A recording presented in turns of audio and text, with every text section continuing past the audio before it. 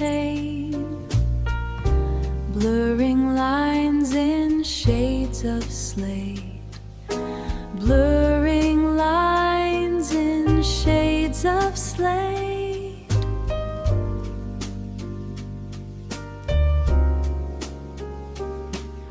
The rail hums a steady iron song, while the city's pulse begins to fade. Caught in the motion, nowhere to go, just watching the blossoms fall below. Rain on the river, silver. It's an early morning with the spring rain drizzling down. I left for Ungilsan Station on the Gyeongui-Jungang Line express train at 8:14 a.m. from Yongsan Station.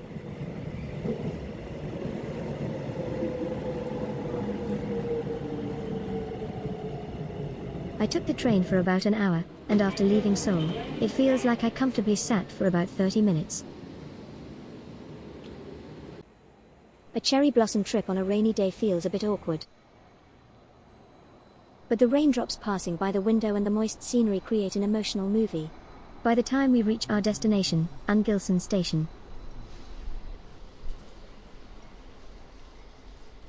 I came out of exit 2 at Ungilsan Station and took a moment to look around.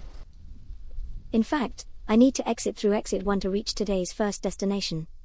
But I got so mesmerized by the cherry blossoms outside the window that I couldn't find the exit properly.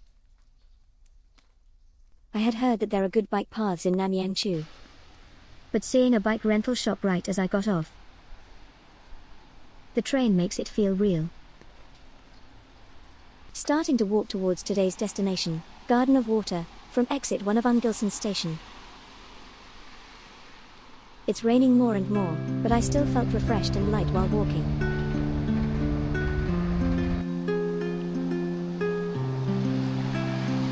Seeing that there are bike paths and rental shops here, I think I definitely need to come ride a bike on a clear day. Everyone, right now I am walking along the banks of the Bukhangang River, relying on an umbrella as raindrops fall. While others might be lost in romance looking at this rain-soaked path, I am anxiously worried that even a single drop of rain might splash onto my precious camera. I'm feeling so anxious. Still, seeing the cherry blossoms soaked in the Bukhangang River, and rain feels like the true landscape paintings of Jeong have been revived in color in the 21st century. Even though my pants are already a mess from the splashing rainwater, this road has truly become a water garden because of the rain. Today, I will create an incredibly stunning visual that is very moist. Everyone, we have arrived at the signature landscape of Namyangju, Garden of Water. The name is very intuitive, isn't it? As I walk along the cherry blossom path soaked in rain, my steps feel much more relaxed in front of the open scale, with a camera in hand. A pair of mandarin ducks is leisurely blocking my path. It seems those guys have been getting along well with people.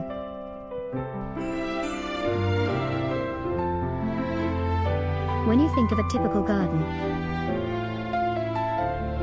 you might picture a neatly trimmed lawn or a charming fountain. But here, the scale is entirely different. The entire vast Bukhangang River is just like a pond in my backyard. In the face of this overwhelming scale of nature, no matter how high quality a camera you use, it's quite overwhelming to fully capture this open and expansive feeling within the frame.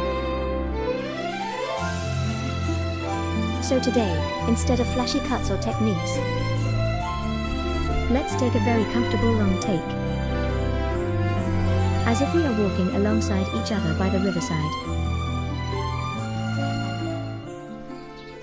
Every day, I only step on the hard asphalt in the city. You've been so focused on the dense numbers and charts on the monitor that your eyes and mind feel strained, right? But in this water garden, you can completely slow down the tempo. The earthy scent, intensified by the rain, the sound of the rippling river. And at the end of April, the cherry blossom petals that have not yet completely fallen, mix with the rainwater and flow away. It feels like being served a very hearty meal, in an organic landscape, set up by nature itself, without any artificial seasonings. It would be wonderful if I could capture this moist and refreshing air in a video, and send it into your room. It's unfortunate, but let's hope for that when technology advances further in the future. So, have you all received this ample and serene comfort that the Garden of Rainwater offers, even beyond the screen?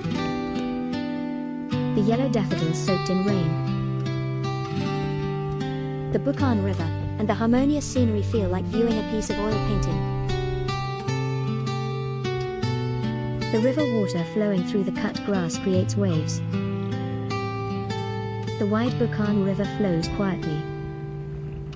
The scene where raindrops fall gently on the river, creating countless ripples, is truly peaceful. In this place called Garden of Water, where the boundary between land and river softly dissolves, everything seems to hold its breath, except for the sound of rain that nature tells us. I pause the winding clock of my busy daily life for a moment, and quietly try to match the pace of my heart with the silently flowing river.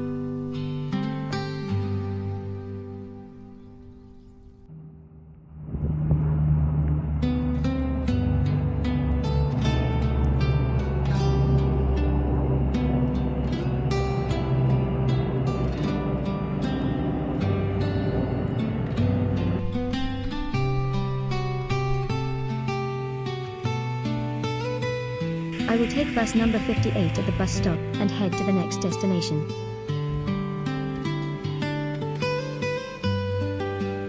Before that, I walked for a moment along the cherry blossom path next to the bus stop because it was so beautiful.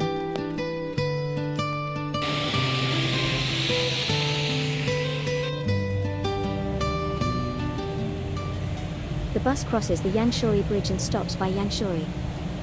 It was nice to see the open view of the Bukhangang River. After running along the riverside and railways for about 25 minutes, we arrived at the birthplace of Jeong Yak-yong, our second destination for today. This place is where the breath of Jeong Yak-yong, a giant of practical learning in the late Joseon period, lingers amidst the serene landscape of Namyangju. Stroll through the humble birthplace Gyeongui-Jungang, where the teacher was born and passed away, and feel the deep spirit of compassion, at the Practical Learning Museum, just a short step away. You can encounter the vivid traces of practical learning that dreamed of a better Joseon. A place where the practical wisdom of the past resonates deeply with us today. Shall we walk through this place together? The place where the birthplace of Gyeongui-Jungang is located is Majima village in Namyangju, where the waters of the Bukhangang River and the Namyangju River quietly meet. 18 long and harsh years of exile in Gangjin. In 1818, the teacher who endured those harsh years finally returned to his hometown, where he rested his weary body and mind, and spent the rest of his life until he passed away at the age of 75. The name Yo-u carries a deep meaning. The name is derived from Lao Jia's saying, "Be as careful as crossing a stream in winter, and be vigilant, as if in fear of all around you." The steadfast will and solitude of Dasan, who humbled himself amidst the tumultuous political storms and constantly sought to be vigilant, are vividly conveyed beyond this simple signboard.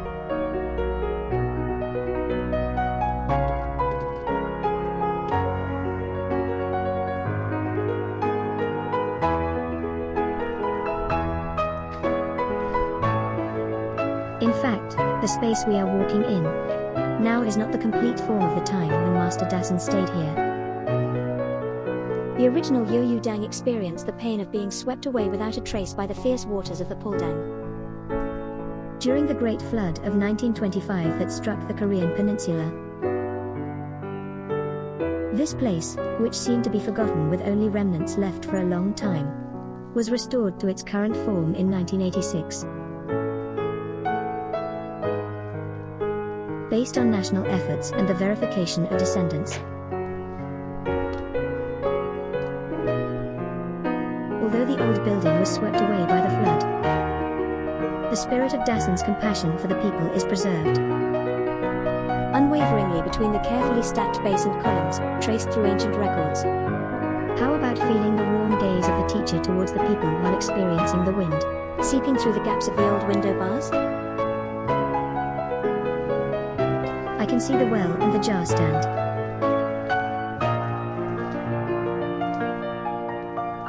As you stroll through the courtyard of Gyeongui-Jungang and carefully examine the structure of the house, you can sense the humble personality of Dasan everywhere. The elegant, straight-line seoul, which is a scholar's space, and the spacious Dumulmeori of the Gyeongui-Jungang opted for practicality over extravagance. Above all, what catches the eye is the height of the foundation. Unlike the aristocrats of the time who emphasized authority, the seoul's foundation was lowered significantly to align with the eye level of the servants' Mungganki. The great scholar of practical learning who humbled himself and cared for the people. His warm gaze is fully captured in this small hanok.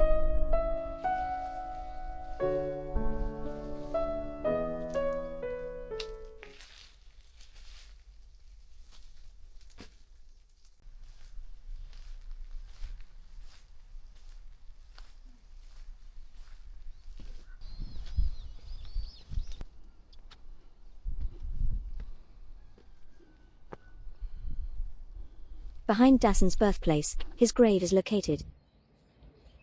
From this place, situated on a low hill, his house and the village can be seen at a glance.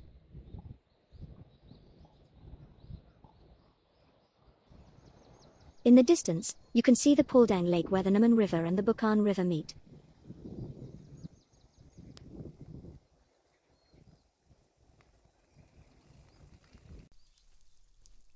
It's already lunchtime. I checked the map and found a place that serves budae.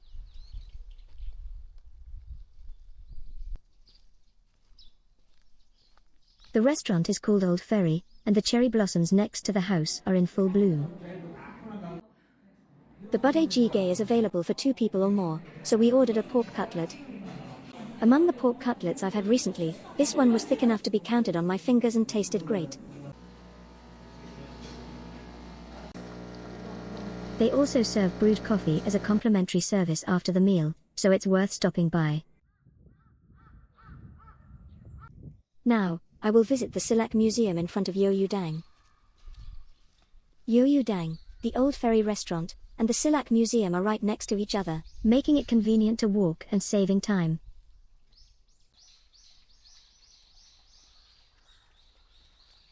If you caught a glimpse of Dasan's personal struggles and simplicity at Gyeongui-Jungang, it's now time to step into the heart of the great wave of change that shook the late Joseon period, known as Silak. This Silak Museum is not just a place where old artifacts are collected. This is a space where the passionate records of reformers who dreamed of a better world come to life.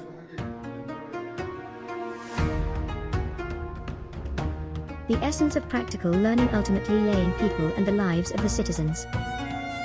The spirit of pragmatism that seeks truth based on facts permeates the exhibition hall, aiming to develop agriculture and commerce, and to genuinely enrich the difficult lives of the people with a warm-hearted spirit of compassion. The challenge of the practical scholars, who sought to break away from outdated customs and open a new era. Hundreds of years later, their great legacy poses profound questions about the path we should take today.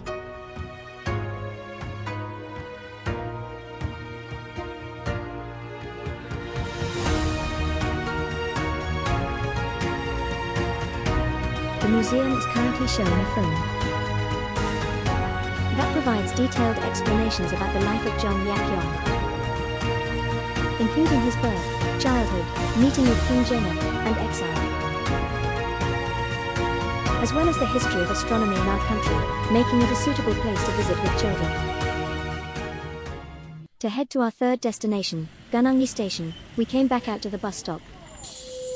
Perhaps because it's a tourist spot, the bus is decorated to look like a train. However, I felt that walking was more efficient here. So I decided to walk along the country road for about 20 minutes. Cherry blossoms are greeting us here and there along the ridge. Oh, and after lunch, the rain stopped, and walking while feeling the scent of the grass felt even more refreshing.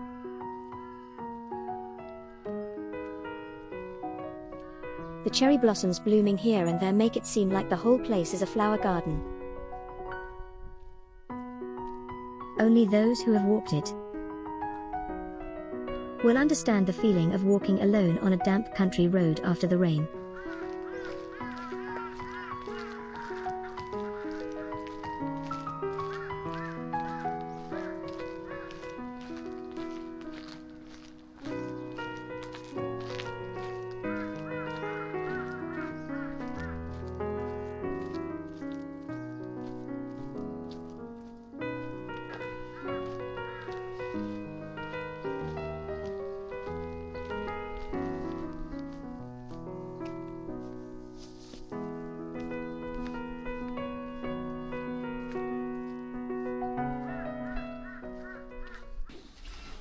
Currently, Neungnae Station is a closed station where no trains run. Neungnae Station is under construction until May 31st, so I couldn't go inside, but the surrounding area is covered in waves of cherry blossoms. As expected from a famous cherry blossom spot. Born in 1956 alongside the rattling local train, Neungnae Station was a rising hot spot on the Gyeongui-Jungang Line, exuding a strong sense of humanity in the 1960s. However, unable to keep up with the unrelenting pace of the rapidly changing times, it quietly announced its retirement in 2008. But guess what? When the train stopped, a second golden age arrived. Now this place has become the #1 spot for retro vibes, where instead of tickets, you take live shots, and instead of trains, bicycles are riding. A magical abandoned station that has lost its speed but gained romance, where the footsteps of walking Korea take a moment to rest slowly today. If the cherry blossoms under the blue sky resemble a dazzling idol stage, then the cherry blossoms blooming under the grey sky today feel like the music of an atmospheric indie band. It's a bit more emotional and has a certain wistfulness to it. The rusted railway, which has preserved the traces of time, and the faded history, create a perfect ensemble with the cloudy sky. On clear days, the vintage charm that I couldn't see before suddenly comes into focus through the lens. The cafe and bike path created by converting the Tungilho train, along with the spring flowers, seem to make Neungnae Station a cherry blossom hotspot in Namyangju. Due to the cloudy weather, there are fewer people around, so I'm leisurely taking pictures without worrying about anyone watching. Did you know that cherry blossom photos come out clearer and without shadows on cloudy days like today, rather than on sunny days? Thanks to the dull background, the light pink cherry blossoms pop like popcorn, making them stand out even more. This is the hidden charm of outings on cloudy days.